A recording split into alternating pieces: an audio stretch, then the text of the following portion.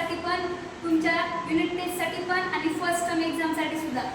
Find inverse, मग ते 2 matrix असू शकतं किंवा 3चं असू शकतं. लक्षात ठेवा. मग आपल्याला किती दिले आता? 2चं. गणित काय दिलेलं आहे? a बरोबर 1 2 3 आणि 4. मग इनवर्स फाइंड आउट करताना सगळ्यात महत्त्वाचं लक्षात ठेवायचं की तुम्ही पहिले काय काढायचा? Mod a. मग मॉड a काढण्यासाठी जे काही गणित दिले त्याचं काय करावं लागतं? Cross multiplication. क्रॅमर्स रूल थोडक्यात. 4 × 1 3 × 2. 4 × 1 किती आलं? 4. 3 2 जा 6. 4 मधनं 6 जातात का? -2. जेव्हा a जो काही मॉड a असेल तो 0 येणार नाही, तेव्हा तुमचं काय होणार? a इनवर्स एक्झिस्ट होणार. म्हणजे तुम्हाला ते गणित खाली सोडवायचे. पण जेव्हा 0 येईल तेव्हा ते गणित सोडवायचं नाही. सीईटीला फिरून प्रश्न विचारले जातात. मग लक्षात ठेवायचं a inverse mod a is not equal to 0 हे लिहायचं आणि मग लिहायचं a इनवर्स एक्झिस्ट. मग तुमचं सूत्र वापरायचं. काय इनवर्सचं सूत्र? a × a इनवर्स बरोबर i. i म्हणजे आयडेंटिटी मॅट्रिक्स लिहायचा. 1 0 0 1. गणित दिलेलं जे आहे ते लिहायचं. आता आपल्याला बघा इथं काय पाहिजे? 0. मग इथं 3 येईल. मग 3 मधनं 3 गेलं काय होईल? 0 येईल. मग मला या वरच्या इक्वेशनला किती मल्टिप्लाय करावं लागणार? r1 ला 3 नी. मग मी सांगायला किती मल्टिप्लाय केलं? 3 नी. मग आता बघा r2 मधनं मला काय करायचं आहे? 3r1 मायनस करायचं आहे. 1 नी 3 ला गुणलं किती आलं? 3. 3 मधून 3 गेले 0. 3 दुने 6. 4 मधनं 6 जातात का? -2. 0 मधनं -3. -3. आणि 1 मधून 0 गुणिले 3 म्हणजे 0च असतो. नाहीतर शोध लावता. 1 मधून 0 गेला 1च.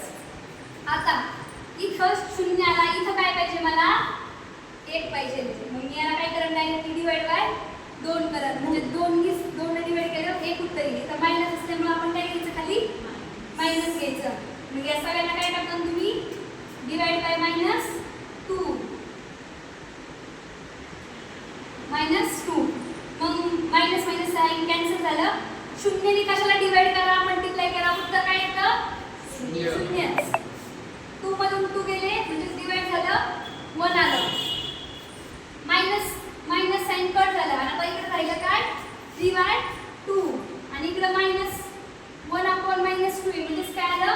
इकडे पण 1/-2 चेंज करायचं नाही. आता इथं आहे 0 1 खालचं कंप्लीट झालं. आता इथं 1 आहे. इथं काय पाहिजे तुम्हाला? 0. मग इथं 0 आणण्यासाठी तुम्हाला याला किती मल्टिप्लाय करावं लागेल? 2 मधून 2 गेलं 0 येईल का नाही? मग इथं किती मल्टिप्लाय करतात? 2 2 2 आणि 2 म्हणजे r1 चेंजेस r1 - 2 r2.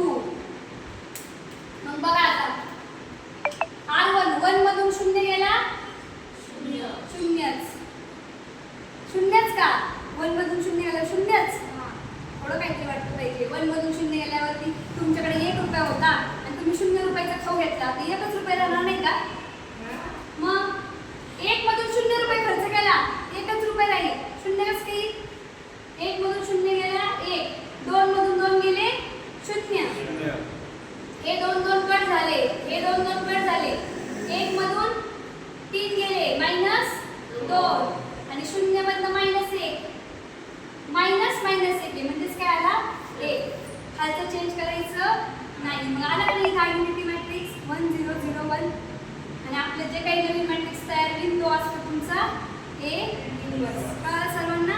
अशा प्रकारेच पेपर येईल. 2 रो कॉलमचा असू शकतं किंवा 3चा असू शकतं. समजलं प्रतीक?